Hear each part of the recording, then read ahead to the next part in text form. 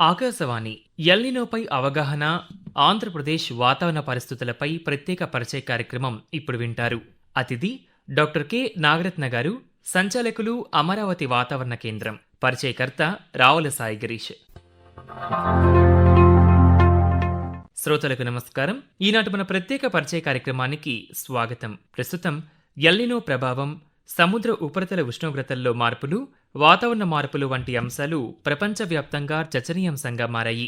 ముఖ్యంగా ఆంధ్రప్రదేశ్ వంటి వ్యవసాయ ఆధారిత రాష్ట్రాలలో వర్షపాతం, ఉష్ణోగ్రతలు, తుఫానులు వంటి అంశాలు రైతులపై మరియు సాధారణ ప్రజలపై నేరుగా ప్రభావం చూపుతూ ఉన్నాయి. ఈ నేపథ్యంలో ఎల్నినో అంటే ఏంటి, దీనిని సూపర్ ఎల్నినోగా ఎప్పుడు పరిగణిస్తారు, భారత నైరుతి రుతుపవనాలపై ముఖ్యంగా ఆంధ్రప్రదేశ్లోని కోస్తాంధ్ర, ఉత్తరాంధ్ర, రాయలసీమ ప్రాంతాలపై దీని ప్రభావం ఎలా ఉండవచ్చు, ఈ పరిస్థితులలో రైతులు ఎలాంటి ముందస్తు జాగ్రత్తలు తీసుకోవాలి, అలాగే బంగాళాఖాతంలోని అల్పపీడనాలు, వాయుగుండాలు మన వర్షపాతాన్ని ఎలా ప్రభావితం చేస్తాయి అన్న అంశాల గురించి పూర్తి సమాచారం మన ఆకాశవాణి శ్రోతలకు వివరించేందుకు ఈ రోజు మన ఆకాశవాణి స్టూడియోస్ లో ఉండడం జరుగుతూ ఉంది భారత వాతావరణ శాఖకు చెందిన అమరావతి వాతావరణ కేంద్రం సంచాలకులు డాక్టర్ కె నాగరత్న గారు. మేడంతో మనం మాట్లాడి ఈ అంశానికి సంబంధించిన పూర్తి వివరాలను తెలుసుకుందాం. మేడం నమస్కారం. మేడం నమస్తే అండి. మేడం, కార్యక్రమంలో ముందుగా ఈ రోజులు మనం వింటూ ఉన్నాం మేడం, ప్రపంచవ్యాప్తంగా ఎల్నినో అని చెప్పి. అసలు ఎల్నినో అంటే ఏంటి, ఈ పరిస్థితి ఎలా ఉంటుంది, దీనికి సంబంధించిన వివరాలు మేడం. ప్రస్తుతం మనకి ఎల్నినో అనేది కొనసాగుతుంది ప్రస్తుతానికి. అట్లాగే అది రానున్న నెలల్లో కూడా బలపడే అవకాశాలు కనిపిస్తున్నాయి. అయితే ఫస్ట్గా మనం ఎల్నినో అంటే ఏంటి అని చూసుకుంటే గనక మనకి ఈక్వెటోరియల్ రీజియన్లో ఏదైతే ఉందో భూమధ్య రేఖ దగ్గర, అక్కడ తూర్పు పెసిఫిక్ మహాసముద్రంలోని అట్లాగే సెంట్రల్ పెసిఫిక్ మహాసముద్రంలో తటస్థంగా ఉన్నటువంటి సీ సర్ఫేస్ టెంపరేచర్స్ ఏవైతే ఉన్నాయో అవి నార్మల్ వాల్యూస్ కన్నా ఎక్కువగా ఉంటే గనక అనామలీస్ అవి అబోవ్ 0.5 డిగ్రీస్ సెల్సియస్ కానీ అట్లాగే 1.5 డిగ్రీస్ సెల్సియస్ అబోవ్ ఉంటే గనక అనామలీస్, అప్పుడు ఆ సీ సర్ఫేస్ టెంపరేచర్స్ రైజ్ అవుతూ ఉండటం వల్ల ఆ టైంలోని ఎల్నినో కండిషన్స్ డిక్లేర్ చేస్తారు. అక్కడ మనకి వర్షపాతం, అది కన్వెక్షన్ అది వచ్చి వర్షపాతం కలుగుతుంది. అబ్నార్మల్ సిచ్యువేషన్ అది. యాక్చువల్లీ మనకి ఈ నోవా ప్రకారంగా మనం చూసుకుంటే, క్లైమేట్ ప్రెడిక్షన్ సెంటర్ ప్రకారంగా ప్రస్తుత ఎల్నినో అనేది ఆ ప్రాంతాల్లోని తూర్పు మధ్య పసిఫిక్ మహాసముద్రంలోని అనామలీ ఉష్ణోగ్రత ఏదైతే ఉందో అది 1.2 డిగ్రీస్ సెల్సియస్ అబోవ్ నార్మల్ గా ఉంది. అలాగే చూసుకుంటే మిగతా ప్రాంతాల్లో చూసుకుంటే పసిఫిక్ మహాసముద్రంలో 2.7 డిగ్రీస్ సెల్సియస్ అబోవ్ నార్మల్ గా ఉంది. కానీ ఇప్పుడు ఈ సర్క్యులేషన్ ప్యాటర్న్స్ అవి కూడా ఫేవరబుల్ గా ఉండటం వల్ల పసిఫిక్ మహాసముద్రంలోని ఎల్నినో బలపడే అవకాశం ఉంది. అట్లా అక్టోబర్, డిసెంబర్ అంటే ఈ సంవత్సరం ఆఖరికి 2026 ఆఖరికి ఈ స్ట్రాంగ్ ఎల్నినో కండిషన్స్ అవి కనపడే అవకాశాలు కనిపిస్తున్నాయి. అది కూడా చూసుకుంటే మనం ఎల్నినో అనేది ఒక సముద్రానికి సంబంధించింది కాదు, ఇది ఓషన్ అట్మాస్ఫియరిక్ కప్లింగ్ వల్ల ఈ సర్క్యులేషన్స్ అన్ని ఉండటం వల్ల మనకి ఇట్లాంటి ఎల్నినో కండిషన్స్ వస్తాయి. మేడం, మరి సూపర్ ఎల్నినో అనే పదాన్ని మనం వింటూ ఉన్నాం madam. So according to meteorological terminology దీనిని ఏ విధంగా నిర్వచిస్తారు, ప్రస్తుత పరిస్థితిని సూపర్ ఎల్నినోగా పరిగణించడానికి అవసరమైన ప్రమాణాలు ఏంటి మేడం? ప్రస్తుతం మనం ఒకసారి సూపర్ ఎల్నినో అనేది ఈ సంవత్సరం ప్రతి ఒక్కళ్ళు ఎల్నినో రాకముందనే సూపర్ ఎల్నినో వస్తుంది అని చెప్పుకోవడం జరిగింది. ఈ సూపర్ ఎల్నినో అనేది టర్మినాలజీ కొత్త పదం. ఇది అసలు మనకు డిఫినేషన్ అనేది లేదు. మనకి ప్రస్తుతానికి మెట్రాలజికల్ గా చూసుకున్నా, వరల్డ్ మెట్రాలజికల్ గా చూసుకున్నా కూడా మనకు వీక్, మోడరేట్, స్ట్రాంగ్ అట్లాగే వెరీ స్ట్రాంగ్ ఎల్నినో కండిషన్స్ ఉంటాయి అని మాత్రం చెప్తూ ఉంటారు. కానీ ఇది ఏమవుతుంది అంటే ఈ రోజుల్లోని మీడియా పరంగా కానీ అందరూ చెప్పుకోవడం వల్ల వెరీ స్ట్రాంగ్ ఎల్నినో ఉంటుంది అని వేరియస్ మోడల్స్ అవి ప్రతి వాళ్ళ ఉంది కాబట్టి, వాళ్ళ చేతిలో ఉన్నాయి కాబట్టి వాళ్ళు ఏం చేస్తున్నారంటే కొంచెం హయ్యర్ ఎల్నినో కండిషన్స్ కనిపించేసరికి ఈ సూపర్ ఎల్నినో అని మొదలు పెట్టారు. కానీ మనకి మెట్రాలజీ డెఫినేషన్ ప్రకారంగా చూసుకుంటే week, moderate, strong, very strong, at the most El Niño extreme conditions కి వచ్చింది అని మాత్రము చెప్తూ ఉంటారు. ఎక్కడ పేపర్స్ పబ్లికేషన్స్ లో కానీ డెఫినేషన్ ప్రకారంగా కానీ. ఎల్నినో మనకి తూర్పు పెసిఫిక్ మహాసముద్రంలో, సెంట్రల్ పెసిఫిక్ మహాసముద్రంలో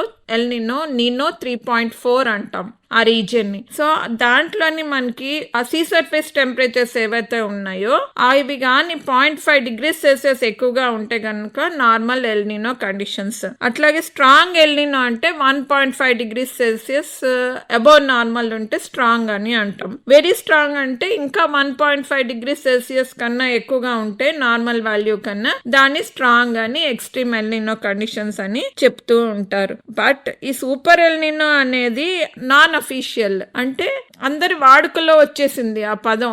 కొంచెం హైయర్ వాల్యూ కనిపిస్తుంది అని చెప్పేసరికి ప్రతి వాళ్ళు కూడా సూపర్ ఎల్నినో అనే వాడుక పదం వచ్చింది. కానీ సూపర్ ఎల్నినో అనేది డెఫినేషన్ లేదు. మనం ఎప్పుడు కూడా చెప్పుకునేది ఏంటి అంటే వీక్ గానీ స్ట్రాంగ్ గానీ very strong are extreme El Niño conditions అని చెప్పడం జరుగుతుంది. కానీ ఇది 1950లో ఇటువంటి ఎల్నినో కండిషన్స్ అవి రావటం జరిగినాయి. తర్వాత మనకు ఇప్పుడు ఇన్ని ఏళ్ల తర్వాత ఆఫ్టర్ 75 years మనకి ఇట్లాంటి స్ట్రాంగ్ ఎల్నినో కండిషన్స్ కనపడుతున్నాయి. మేడం, ఎల్నినో ఏర్పడడానికి పసిఫిక్ మహాసముద్రంలోని సముద్ర ఉపరితల ఉష్ణోగ్రతలు, వాయుపీడనం, గాలుల మార్పులు ఏ విధంగా కారణమవుతున్నాయి మేడం? ఎప్పుడు కూడా ఎల్నినో మనకి నీనో 3.4 అనేది మెయిన్ అని. యాక్చువల్లీ ఏమవుతుందంటే ఎల్నినో వచ్చినప్పుడు మనకు 3 రకాలు. ఒకటి న్యూట్రల్ కండిషన్స్, ఇంకోటి లానినా, ఇంకొకటి లానినా. లానినా అంటే see surface temperatures below normal ఉండడం, కూలింగ్ ఉండడం. ఎల్నినో అంటే వార్మింగ్ ఉండడం, నార్మల్ వాల్యూ కన్నా హైయర్గా ఉండటం. న్యూట్రల్ అంటే between -0.5 and +0.5 degrees Celsius see surface temperatures normal value కన్నా ఉండటం. సో ఇట్లా ఉన్నప్పుడు ఏమవుతుంది అంటే మన న్యూట్రల్ కండిషన్స్ లో ఎప్పుడు కూడా పశ్చిమ పసిఫిక్ మహాసముద్రంలోని వార్మింగ్ అనేది జరుగుతుంది. వార్మింగ్ అది జరిగినప్పుడు ఈ హాట్ వాటర్ పూల్ అంతా కూడా మనకి ఈ గాలులు అవి కూడా ఆస్ట్రేలియా వైపు, ఇండోనేషియా వైపు మరలుతుంటాయి. మరలినప్పుడు అక్కడ టాల్ టవరింగ్ క్లౌడ్స్ అవి ఫామ్ అయ్యి కన్వెక్షన్ అది ఫామ్ అయ్యి అక్కడ రెయిన్ బేరింగ్ క్లౌడ్స్ అవి ఫామ్ అయ్యి రెయిన్ అది వస్తూ ఉంటుంది, కన్వెక్షన్ వస్తుంది. కానీ ఇప్పుడు ఏమైంది అంటే ఎల్నినో వచ్చినప్పుడు ఈ పీడనం ఏదైతే ఉందో, ఈ ప్రెషర్ ఏదైతే ఉందో అది మార్పు జరిగి వెస్టర్న్ పెసిఫిక్ సముద్రంలో తక్కువ ఉండవలసినటువంటి పీడనం మనకి ఈస్టర్న్ పెసిఫిక్ మహాసముద్రంలో ఉండటం జరగడం వల్ల విండ్ ప్యాటర్న్ అంతా కూడా రివర్స్ అయిపోతూ ఉంటుంది. అంటే మనకి ఇండోనేషియా వైపు వెళ్లకుండా, ఆస్ట్రేలియా వైపు వెళ్లకుండా అది విపరీత దిశలో తిరుగుతూ ఉంటాయి అన్నమాట. తిరిగినప్పుడు కన్వెక్షన్ ఎప్పుడు కూడా తూర్పు పెసిఫిక్ మహాసముద్రంలో కనపడటం, అక్కడ డౌన్ వెల్లింగ్ జరగటం, ఇక్కడేమో అప్ వెల్లింగ్ జరగవలసిన చోట డౌన్ వెల్లింగ్, అంటే ఓషన్ లో పైకి రావాల్సిన వాటర్ కిందకి వెళ్తూ ఉంటుంది. అంటే అక్కడ ఫిషరీస్ కూడా ఎఫెక్ట్ అవుతాయి అన్నమాట, ఫిష్ కంటెంట్ అదంతా కూడా. సో ఇట్లాంటి సిచ్యువేషన్స్ మనకి ఏర్పడుతుంటాయి ఎల్నినో అవి వచ్చినప్పుడు. ఇంకొకటి మనకి ట్రైన్ విండ్స్ అని ఉంటాయి, అక్రాస్ ది ఈక్వేటర్ మూవ్ అవుతూ ఉంటుంది, భూమధ్య రేఖ చుట్టూరు. అవి ఈస్ట్ నుంచి వెస్ట్ సైడ్ మూవ్ అవుతాయి. మూవ్ అయినప్పుడు అది కూడా మనకి వీక్ అవుతూ ఉంటుంది కండిషన్. వీక్ అయినప్పుడు ఇట్లాంటి సిచ్యువేషన్ లోని ఇండోనేషియాలో మన ఇండియా వైపు కురవాల్సిన వర్షం అది తగ్గుతూ ఉంటుంది, గాలి కూడా దిశ మారుతూ ఉంటుంది. మేడం, అంటే మన భారత నైరుతి ఋతుపవనాలపై సాధారణంగా ఎలాంటి ప్రభావాన్ని చూపుతూ ఉందంటారు? భారత ఋతుపవనాలు అనేవి is not only dependent on El Nino. There are El Nino years where India had normal rainfall or above normal, కూడా slightly above normal. 60% of El Nino years మనకి డెఫిసిట్ చూపించినప్పటికీ there are years 40% of El Nino years have been normal or above normal conditions. So ఇట్లాంటి వచ్చినప్పుడు ఈ తూర్పు గాలిలు ఏవైతే ఉన్నాయో Pacific మహాసముద్రం ఇది, వాటిని వాకర్ సర్క్యులేషన్ అంటాం. వాకర్ సర్క్యులేషన్ రివర్స్ అవుతుంటది, వీక్ అవుతుంటది. అంటే మనకి పెసిఫిక్ మహాసముద్రం నుంచి రావాల్సిన సీ సర్ఫేస్ టెంపరేచర్స్ కానీ ఆ గాలి కానీ రివర్స్ అయ్యి వీక్ అయ్యి బే ఆఫ్ బెంగాల్లోకి వచ్చేసరికి సర్క్యులేషన్స్ వీక్ అవుతూ ఉంటాయి. అంటే ఇండియన్ మాన్సూన్ అనేది సర్క్యులేషన్ ప్యాటర్న్ అది బలహీన పడుతుంది అని మీనింగ్. కానీ ఇది చెప్పడానికి కరెక్ట్ కాదు ఎల్నినో గ్యారంటీగా డ్రాట్ ఇయర్ కి డీల్ చేస్తుంది అని. దీనికి మనకి లోకల్ ఎఫెక్ట్స్ ఉంటాయి. బే ఆఫ్ బెంగాల్ రీజియన్, అదే ఇండియన్ ఓషన్, పెసిఫిక్ మహాసముద్రం కాకుండా మనకి ఆ Indian ocean, north Indian ocean లో గాలులు కూడా చేంజ్ అవుతూ ఉంటాయి. అప్పుడు మనకి 2 ఉంటాయి. ఒకటి ఇండియన్ ఓషన్ డైపోల్ IOD, ఇంకొకటి యురేషియన్ స్నో కవర్, ఇంకొకటి MJO monsoon rainfall, monsoon circulation, ఇంకా లో ప్రెషర్ సిస్టమ్స్, సినాప్టిక్ సిస్టమ్స్ అంటాం. ఇవన్నీ కూడా మనకు ఈ ఎఫెక్ట్ ఏదైతే ఉందో అక్కడ డెవలప్ అయ్యి లోకల్గా బే ఆఫ్ బెంగాల్లో డెవలప్ అయ్యి అక్కడ జెనిసిస్ అనేది స్ట్రాంగ్గా ఉంటే గనుక మనకి వాటి వల్ల ఈ సీ కోస్ట్ స్టేట్స్ ఏవైతే ఉన్నాయో లేకపోతే ఇంటర్నల్గా అవి ట్రావెల్ చేసి స్టేట్స్లో కూడా వర్షం వచ్చే అవకాశం ఉంది. మేడం, మరి మన ఆంధ్రప్రదేశ్లో ఈ ఎల్నినో ప్రభావం ముఖ్యంగా కోస్తాంధ్ర, ఉత్తరాంధ్ర, రాయలసీమ ప్రాంతాలలో ఒకే విధంగా ఉంటుందా, లేకపోతే ప్రాంతాల వారీగా మనకి ఏమన్నా తేడాలు కనిపించే అవకాశం ఉందా?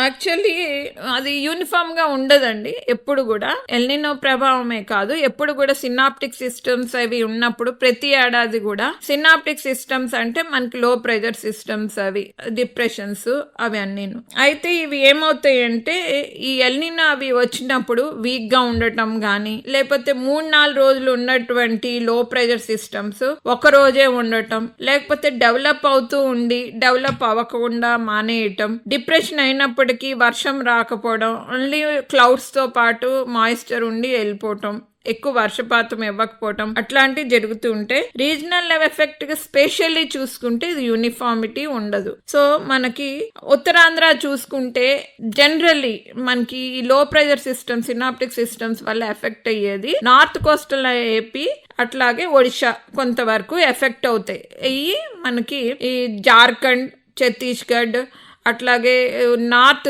తెలంగాణ, లేకపోతే అటువైపు మూవ్ అయిపోతూ ఉంటాయి, మధ్యప్రదేశ్ వైపు మూవ్ అయ్యి అట్లాగా నార్త్ వర్డ్ మూవ్ అయిపోతూ ఉంటాయి. అయితే ఈ ఎఫెక్ట్స్ అన్నీ కూడా మన ఈస్టర్న్ ఘాట్స్ ఓరోగ్రఫీ ఎఫెక్ట్స్ వల్ల వస్తూ ఉంటాయి. సో అవి ఎల్నినో ఇయర్స్ లోని వీక్ గా ఉంటుంది. అయితే రాయలసీమలో మాత్రం ఎక్కువగా కూడా ఇవి లేకపోవడం వల్ల ఎక్కువగా కూడా వల్నరబిలిటీ అనేది కనిపించే అవకాశం ఉంటుంది. ఎందుకంటే రాయలసీమ ఎక్కువగా కూడా is rain fed zone. So ఈ టైంలోనే ఎక్కువగా వర్షపాతం ఎఫెక్ట్ ఎక్కువగా ఉంటుంది, బే సిస్టమ్స్ వల్ల ఆ ట్రాక్ మీద ఆధారపడి ఉంటుంది. అదర్వైజ్ రాయలసీమకి మనకి నార్త్ ఈస్ట్ మాన్సూన్ లో కూడా ఎక్కువగా రెయిన్స్ వచ్చే అవకాశం ఉంటుంది. అందువల్ల మనం చూసుకుంటే ఎక్కువగా కూడా ఈ ఎల్నినో ఉన్నప్పటికీ కొన్ని ప్రాంతాల్లో వర్షం కనిపించవచ్చు. లైక్ కోనసీమ ఏరియాలో మనకి వెస్ట్ గోదావరి కానీ, ఈస్ట్ గోదావరి, కృష్ణా, గుంటూరు ఇవన్నీ కూడా మంచి రెయిన్ ఇచ్చే జోన్స్, హైయెస్ట్ రెయిన్ జోన్స్ అన్నమాట. సో ఇక్కడ మనకు కురవాల్సినంత వర్షం కురవనప్పటికీ కొంత మేరకు వర్షం వచ్చే అవకాశం ఉంటుంది. కానీ చూసుకోవాలి అంటే ఎల్నినో ఒక్కటే రెస్పాన్సిబుల్ కాదు. It's not the only thing that is contradicting the monsoon rainfall. Even the regional things, the formation of low pressure systems in the Bay of Bengal గానీ, అట్లాగే వాటి ట్రాక్ కానీ, లేకపోతే అక్కడ ఉన్నటువంటి అప్పర్ ఎయిర్ సైక్లోనిక్ సర్క్యులేషన్స్ కానీ, trough కానీ, convergence of moisture సీలోంచి land మీదకి, ఇవన్నీ కూడా లోకల్ ఎఫెక్ట్స్ రెస్పాన్సిబుల్ కొంతమేరకు వర్షం రావడానికి. మేడం, మన ఆంధ్రప్రదేశ్లో ఈ ఏడాది సాధారణ వర్షపాతం కంటే తక్కువ వర్షాలు నమోదయ్యే అవకాశాన్ని IMD ఏ విధంగా అంచనా వేస్తుంది? యాక్చువల్లీ ఎల్నినో మాత్రమే తీసుకోరండి. అంటే IOD, ఇంకొకటి యురేషియన్ స్నో కవర్, ఇట్లాంటి Indian ocean see surface temperature కానీ, అక్కడ ఉన్నటువంటి లో ప్రెషర్ సిస్టమ్స్, వాటి యొక్క కూడా మనం ఆ డిటర్మినిస్టిక్ ఈక్వేషన్ లో కానీ, స్టాటిస్టికల్ ఈక్వేషన్ లో కానీ తీసుకొని ఇట్లాంటి long period average rain fall అనేది మంత్ వైజ్ అట్లాగే సీజన్ వైజ్ కూడా విడుదల చేయడం జరుగుతుంది ఎవ్రీ మంత్. ఈసారి చూసుకుంటే కనుక సెంట్రల్ అండ్ సౌత్ పెనిన్సులర్ ఇండియాలోని బిలో నార్మల్ ఉండే అవకాశం ఉంటుందని కూడా చెప్పడం జరిగింది. అంటే less than 94% long period average. అట్లాగే మనం చూసుకుంటే కనుక north east India, north west ఇండియాలో కూడా నార్మల్ కానీ బిలో నార్మల్ కండిషన్స్. అట్లాగే ఆంధ్రప్రదేశ్ కూడా చూసుకుంటే compare to north coastal AP, కద్మా reasons అన్ని కూడా మనకి ఆరెంజిష్ కలర్ అట్లాగా, అంటే అవి బిలో నార్మల్ కండిషన్స్ ఉండి, నార్త్ కోస్టల్ ఏపీలో మాత్రము కొంత మేరకు స్లైట్ నార్మల్ రెయిన్ఫాల్ వస్తుంది అనేది కూడా కనిపిస్తున్నాయి స్టాటిస్టిక్స్ ప్రకారంగా. మేడం, మీరు ఇప్పటి వరకు చెప్తూ వస్తున్నారు El Niño is not only reason for the deficient rain అని చెప్పి. మేడం మరి ఈ ఎల్నినో ఉన్నప్పటికీ కూడా అంటే కొన్ని ప్రాంతాలు మనకి భారీ వర్షాలు కానివ్వండి, ఆకస్మిక వరదలు సో ఇలాంటివి సంభవిస్తూ ఉన్నాయి కదా మేడం. సో ఎందుకంటారు? ఎల్నినో ఉన్నప్పటికీ యాక్చువల్లీ ఏంటంటే ఆ కన్వెక్షన్ ఏదైతే ఉందో అది మనకు డివైడ్ అయ్యే ఛాన్స్ ఉంటుంది. కొన్ని చోట్ల స్ట్రాంగ్ గా ఉండాల్సిన చోట వీక్ అవుతూ ఉంటుంది. కానీ there is some compensation there in the atmosphere and ocean circulation pattern coupling లో. అప్పుడు ఏమవుతుందంటే అది ఎక్కడైతే వర్షపాతం అది ఎక్కువగా ఉండకూడదో అక్కడికి వెళ్ళి కూడా వర్షాలు అవి వరదలు అవి వచ్చే అవకాశం ఉంటుంది. సో ఇవి చూసుకుంటే మనకి ఎల్నినో సీజనల్ బ్యాక్గ్రౌండ్ కండిషన్స్ ప్రకారంగా ఒక్కొక్కప్పుడు లో ప్రెషర్ ఏరియాస్ గానీ, డిప్రెషన్స్ గానీ, ఈ మాన్సూన్ ట్రఫ్ గానీ, అట్లాగే ఈ కన్వర్జెన్స్ ఏదైతే ఉందో మాయిశ్చర్ కన్వర్జెన్స్, ఇవన్నీ కూడా ఒక్కొక్కసారి వేరే చోటకి ఈ గాలిని మళ్లించి they may cause heavy rainfall and floods over that region. ఆ రెయిన్స్ కూడా ఏంటి అంటే they may be heaviest means it may be extremely but 2-3 days లో అవి కుండపోత వర్షంగా కురిసి ఆ రీజన్ అంతా కూడా వరద వచ్చే అవకాశం ఉంటుంది. మిగతా పీరియడ్ అంతా కూడా డ్రై ఉంటుంది, లేకపోతే బిలో నార్మల్ ఉంటుంది, లేకపోతే క్లౌడీ కండిషన్స్ తోటే మినహాయించి ఉండిపోతుంది. కానీ suppose August is the main month for monsoon. So అప్పుడు ఏమవుతుందంటే లో ప్రెషర్ సిస్టమ్ 5 రావాల్సిన లో ప్రెషర్ సిస్టమ్స్ ఒకటే రావచ్చు, వచ్చి అది 1-2 days కుండపోత వర్షం ఫట్ కురిచి ఆ ప్రాంతం అంతటా కూడా ఫ్లడ్డింగ్ అయ్యే ఛాన్స్ ఉంటుంది. మేడం అంటే ఈ ఎల్నినో ప్రభావాన్ని అంచనా వేయడంలో మీరు ఇందాక చెప్పినట్టు ఐఓడి ఈ ఇండియన్ ఓషన్ డైపోల్ పరిస్థితి ఎంత ముఖ్యమైనది అంటారు? ప్రస్తుతం మనకి ఐఓడి పరిస్థితి ఎలా ఉంది? ప్రస్తుతం ఐఓడి చూసుకుంటే మనకి న్యూట్రల్ కండిషన్ ఉంది. పాజిటివ్ ఐఓడి అనేది ఇండియాకి చాలా ఫేవరబుల్ కండిషన్. ఎల్నినో ఉన్నప్పటికీ ఇక్కడ పాజిటివ్ ఐఓడి అంటే మనకు ఈ వెస్టర్న్ నార్త్ ఇండియన్ ఓషన్ కి,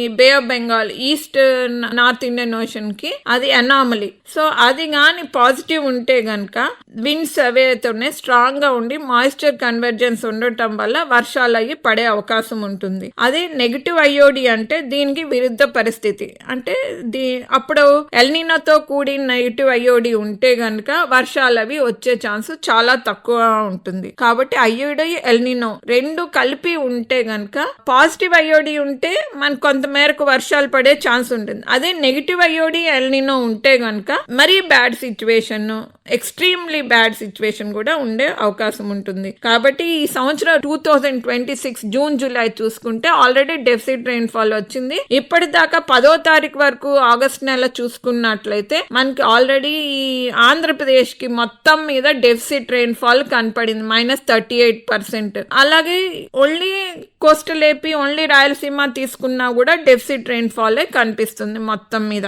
అయితే మనకి ఇప్పుడు ఐఓడి న్యూట్రల్ దిశలో ఉన్నప్పటికీ ఇటువంటి సిచ్యువేషన్ అది ఫేవరబుల్ గా ఉండకపోవడం వల్ల సిస్టమ్ ఏదైతే ఫామ్ అవుతుందో ఈస్ట్ సెంట్రల్ బేలో లో ప్రెషర్ సిస్టమ్స్ గానీ, అలాగే సినాప్టిక్ సిస్టమ్స్ అవి నార్త్ వర్డ్ మూవ్ అయ్యి north west word districts, Himalaya ప్రాంతాలు కొంత మేరకు ఆ ప్రాంతాల్లోనే వర్షాలు కురుస్తున్నాయి. అంటే మాన్సూన్ ట్రఫ్ ఏదైతే ఉందో మనకు నార్త్ వెస్ట్ ఇండియా నుంచి ఈస్ట్ సెంట్రల్ బే వరకు అది రావట్లేదు. అది ఓన్లీ హెడ్ బే వరకు ఉండి ఆ సిస్టమ్స్ అన్ని కూడా మనకి నార్త్ ఇండియా వైపు మూవ్ అయిపోతున్నాయి. కాబట్టి ఇటువంటి విపరీత దశలు, విరుద్ధ దశలు ప్రస్తుతం కనపడుతున్నాయి. కాబట్టి రెయిన్ ఫాల్ బ్రేక్స్ ఎక్కువగా ఉన్నాయి, బ్రేక్ పీరియడ్ ఎక్కువగా ఉంది. అట్లాగే క్లియర్ స్కైస్ కండిషన్స్ అంటే ఎండ అది బాగా ఉంది పగలపూట.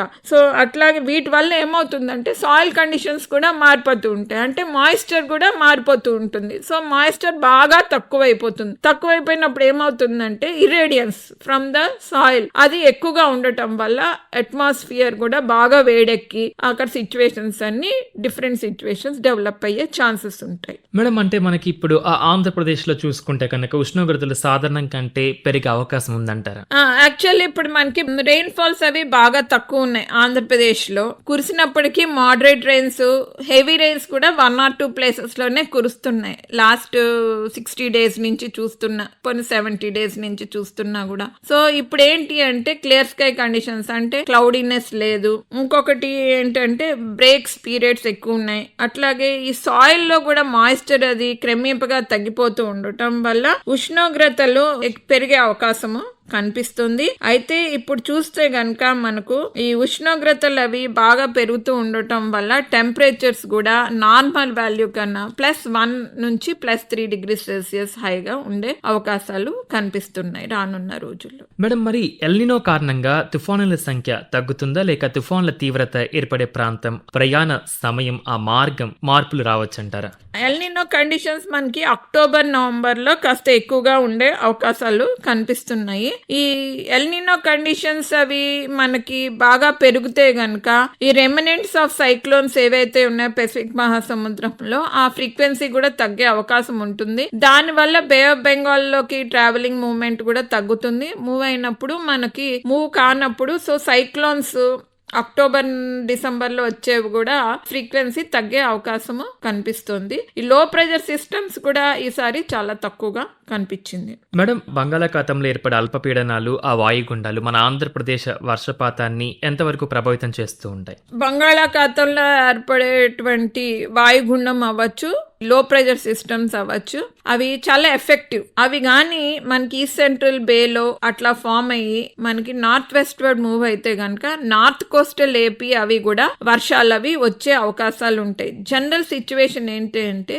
ఈస్ట్ బేలో ఫామ్ అయితే ఈస్ట్ సెంట్రల్ బే వైపు మూవ్ అయితే గనక అవి మనకు most of the low pressure systems అవి నార్త్ కోస్టల్ వైపు మూవ్ అయ్యి ఛత్తీస్గఢ్ వైపు మూవ్ అయ్యి తెలంగాణ వైపు మూవ్ అవుతూ ఉంటాయి. ఒక్కొక్కసారి సౌత్ వెస్ట్ బేలో ఫామ్ అవుతాయి కనుక సదర్న్ పార్ట్ ఆఫ్ కోస్టల్ ఏపీలో మనకి రెయిన్స్ వస్తాయి అన్నమాట. సో అవి ట్రావెలింగ్ బట్టి చూసుకుంటే ఒక్కొక్కసారి నార్త్ రాయలసీమ రీజియన్ కూడా వర్షాలు అవి వచ్చే ఛాన్సెస్ ఉంటాయి. ఇట్లాగా వాటి ఫార్మేషన్ ఏరియాని బట్టి అట్లాగే వాటి జెనసిస్ బట్టి ఆ ట్రావెలింగ్ మూవ్మెంట్ బట్టి ఏ దారి అయితే మూవ్ అవుతూ ఉంటాయో అక్కడ అంతా కూడా ఈ మాన్సూన్ సీజన్ లోని ల్యాండ్ మీద కూడా అవి రెయిన్ఫాల్ ఇచ్చే ఛాన్సెస్ ఉంటాయి. బట్ ఎల్నినో పీరియడ్ లో చూసుకుంటే కనుక ఈ సిస్టమ్స్ తక్కువగానే ఉన్నాయి, వీక్ గానే ఉంది circulation. But still regional effects వల్ల వాటి మాయిశ్చర్ కన్వర్జెన్స్ వల్ల కూడా ఒక్కొక్కప్పుడు మనకి ఈ కోస్టల్ డిస్ట్రిక్ట్స్ ఏవైతే ఉన్నాయో విశాఖపట్నం తీసుకున్నా, అలాగే మనకు ఓరోగ్రఫీ ఎఫెక్ట్ వల్ల మనకు మన్యం ప్రాంతం గాని,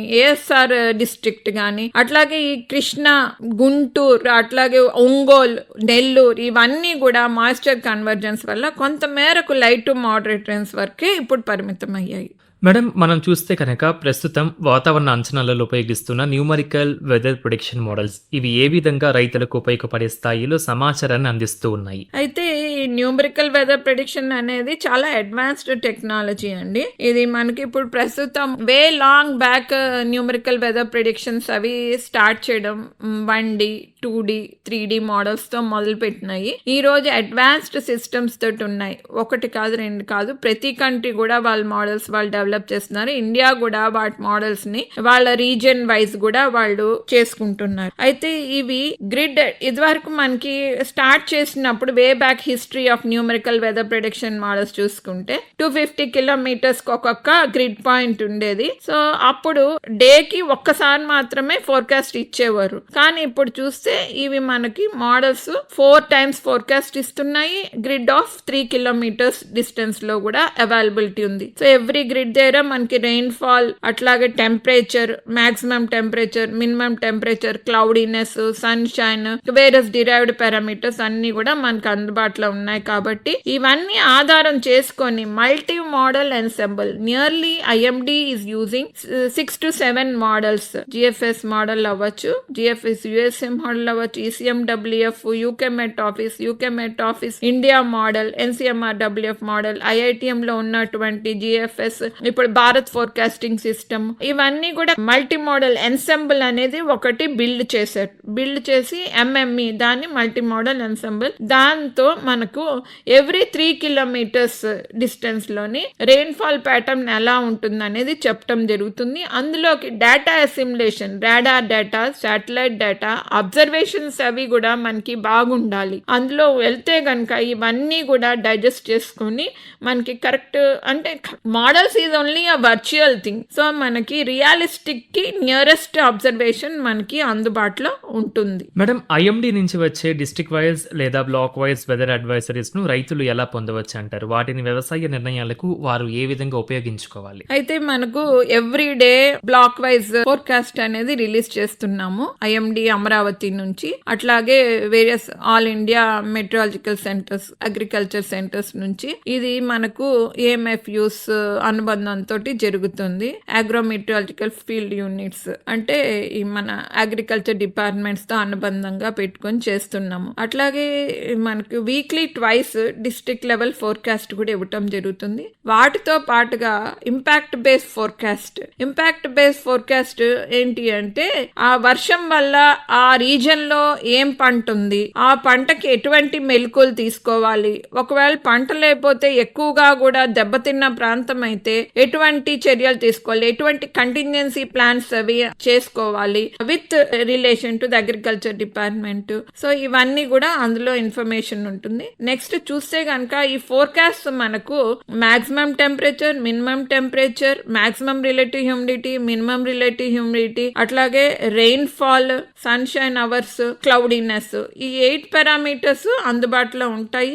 ఇవన్నీ కూడా అగ్రికల్చర్ డిపార్ట్మెంట్ తోటి సమన్వయంతో చేస్తున్నాం కాబట్టి అక్కడ ఏఈఓస్, విలేజ్ అధికారులు కూడా ఉంటారు అగ్రికల్చర్. ఒకవేళ రైతులకు అవగాహన లేకపోతే గనుక నియరెస్ట్ అగ్రికల్చర్ ఆఫీసర్ ఎవరైతే ఉన్నారో వాళ్ళని కూడా సంప్రదించి ఇవన్నీ కూడా తెలుసుకోవచ్చు. మేడం, మరి ఎల్నినో మాత్రమే కాకుండా క్లైమేట్ చేంజ్, మీరు చెప్పినట్టు వార్మింగ్ ఓషన్స్, ఇతర వాతావరణ వ్యవస్థలు ఇవన్నీ కలిసి మన ఆంధ్రప్రదేశ్ వాతావరణంలో ఎలాంటి మార్పులకు కారణమవుతున్నాయి? డెఫినెట్లీ అండి. క్లైమేట్ చేంజ్ అనేది ఏంటి అంటే it is a period of so many years, more than 100 years. So decadal variations అవి చూసుకుంటే ఎప్పుడు కూడా మనకు పెరుగుదల అనేది ఉంటుంది, తగ్గుదల అని ఉంటుంది. దాని ప్రకారంగా రెయిన్ ఫాల్ వేరియేషన్స్ కూడా ఉంటాయి every year. Not only inter annual variability అంటే సంవత్సరం వర్షం మార్పే కాకుండా విత్ ఇన్ ద సీజన్ అంటే మనకి ఏంటి నైరుతిలో June, July, August, September, 15th of October వరకు కూడా వర్షాలు పడతాయి నైరుతిలో. సో ఇందులో కూడా మనకి మార్పు జరుగుతూ ఉంటుంది. ఒక్కోసారి ఆగస్ట్ లో కూడా బ్రేక్స్ వస్తాయి, peak rainfall season. So జూలైలోనే పడుతుంటాయి ఎక్కువ వర్షాలు. ఒక్కోసారి జూలైలో మనకి ఎక్కువగా వర్షాలు పడకపోయినా ఆగస్ట్ ఎండింగ్ లో గానీ సెప్టెంబర్ ఫస్ట్ వీక్ లో గానీ వర్షపాతం పడుతుంది. అట్లాగే విత్డ్రావల్ ఫేజ్ లో అక్టోబర్ 15th to 20th కూడా ఒక్కొక్కసారి ఎక్కువగా వర్షపాతం అనేది కనపడుతూ ఉంటుంది. సో మొత్తం మీద చూసుకుంటే మనకి ఈ వేరియబిలిటీ అనేది సర్వసాధారణం 1 year to year.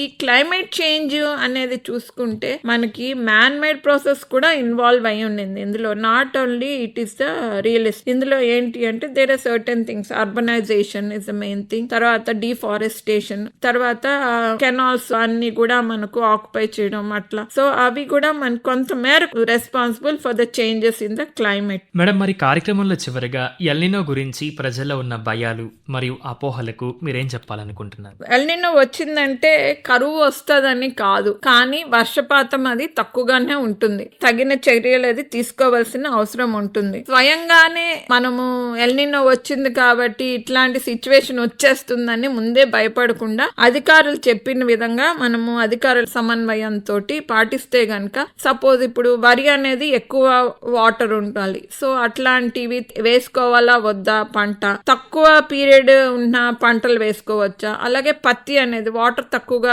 తీసుకునే అవకాశం ఉంటుంది కాబట్టి అట్లాంటివి కూడా వాళ్ళు సూచిస్తారు, అభిప్రాయాలు అవి ఇస్తారు. అగ్రికల్చర్ వాళ్ళతో గాని సంప్రదించి మెలకువలు పాటించుకోవచ్చు. వర్షాలు అసలు పడవా అనేది తప్పు, అది ఒకటి గమనించాలి. పడతాయి కానీ ఓన్లీ లైట్ టు మోడరేట్స్ గానీ, లేకపోతే ఒకసారి కుంభవృష్టి వర్షం పడే అవకాశం ఉంటుంది. అట్లాంటప్పుడు ఏం చేయాలనేది కూడా అధికారుల సమన్వయంతో పాటిస్తే మంచిది. అధికారుల సమన్వయంతో వాళ్ళు సూచించిన విధంగా చేసుకుంటే మొత్తం లాస్ అవ్వకుండా కొంత మేరకు కూడా మనకి గెయిన్ వచ్చే అవకాశం ఉంటుంది. మేడం, ఈనాటి మన ప్రత్యేక పరిచయ కార్యక్రమంలో మీరు పాల్గొని ఈ ఎల్నినోపై అవగాహనతో పాటు మన రాష్ట్రం వాతావరణ పరిస్థితులపై మీరు పూర్తి వివరాలు మన ఆకాశవాణి శ్రోతలకు అందించినందుకు మీకు మరోసారి ధన్యవాదాలు మేడం. ధన్యవాదాలండి. ఇంతవరకు ఎల్లినోపై అవగాహన, ఆంధ్రప్రదేశ్ వాతావరణ పరిస్థితులపై ప్రత్యేక పరిచయ కార్యక్రమాన్ని విన్నారు. అతిథి డాక్టర్ కె నాగరత్న గారు, సంచాలకులు అమరావతి వాతావరణ కేంద్రం నుంచి. పరిచయం చేసిన వారు రావల సాయి గురీష్. ఈ కార్యక్రమాన్ని మీరు మరలా వినాలనుకుంటే ఆకాశవాణి విజయవాడ ప్రాంతీయ వార్తా విభాగం యూట్యూబ్ ఛానల్ ఆకాశవాణి న్యూస్ విజయవాడలో వీక్షించగలరు. ఈ కార్యక్రమం ప్రాంతీయ వార్తా విభాగం, ఆకాశవాణి విజయవాడ కేంద్ర సమర్పణ.